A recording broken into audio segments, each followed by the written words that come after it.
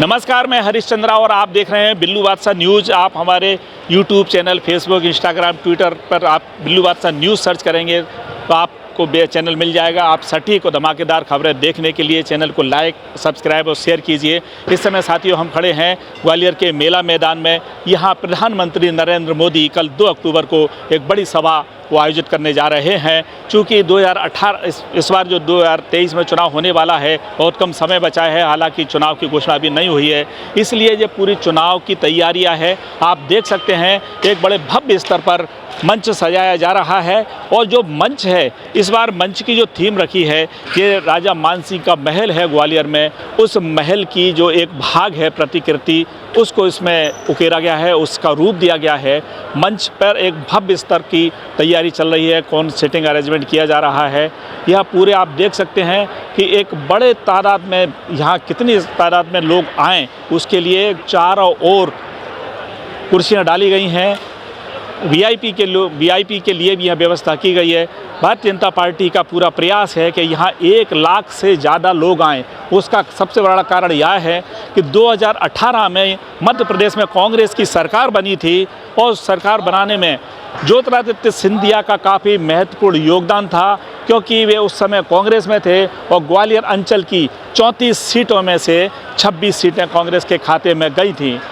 2020 में ज्योतिरादित्य सिंधिया ने तख्ता पलट किया और 22 विधायकों के साथ पार्टी कांग्रेस छोड़ी और भारतीय जनता पार्टी में आके उन्होंने सरकार गिरा दी और भारतीय जनता पार्टी की सरकार बन गई। जब से भारतीय जनता पार्टी की सरकार गिराई है तभी से कांग्रेस ने खास तौर से केंद्रीय मंत्री ज्योतिरादित्य सिंधिया पर पूरा फोकस कर लिया है।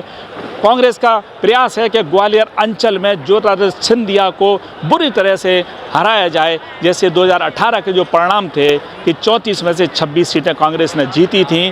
कांग्रेस वही प्रयास चाहती है और उसे ही इतिहास को दोहराना चाहती है। इसी को देखते हुए भारतीय जनता पार्टी ने अपना पैंतरा बदला है। भारतीय जनता पार्टी ने दिमनी से केंद्रीय मंत्री नरेंद्र सिंह तोमर को उतार दिया है। एक बड़ा फैसला है।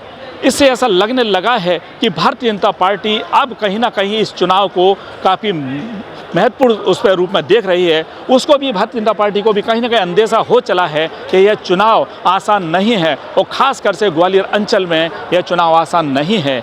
इसलिए आप देख सकते हैं कि यहाँ जो नरेंद्र मोदी प्रधानमंत्री की सभा का जो तैयारी की गई है, इसमें पूरी ताकत झोंकने की तैयारियाँ है, क्योंकि भारतीय जनता पार्टी अच्छी तरह से मानती है कि यदि ये सभा, हालांकि चुनावी सभा ही कहेंगे, वैसे चुनाव की घोषणा नहीं हुई है, लेकिन इसे चुनावी सभा का ही रूप दिया जा रहा है और इससे संदेश देने का प्रयास किया जाएगा कि मध्य प्रदेश में अब एक बार फिर से भारतीय जनता पार्टी की सरकार बने। अब यहाँ प्रधानमंत्री नरेंद्र मोदी प्रधानमंत्री आवास योजना सहित अन्य सौगातों का पिटारा खोलेंगे, कहीं लोकार्पण करेंगे, कहीं भूमि पूजन से शिलान्यास करेंगे। इसी मंच से वर्चुअल होगा। अब देखना यह है कि मध्य प्रदेश में पूरे प्रदेश भर से भारतीय जनता पार्टी के बड़े कार्यकर्ता, बड़े नेता, केंद्रीय मंत्री तक इस सभा को अपना प्रेस्टीज इशू बना के रखे हुए हैं और इसमें ज़्यादा से ज़्यादा भीड़ जुटाकर यह संदेश देने का प्रयास किया जाएगा कि ये चुनाव काफ़ी महत्वपूर्ण है और सत्ता फिर से पाने का उनका एक प्रयास रहेगा।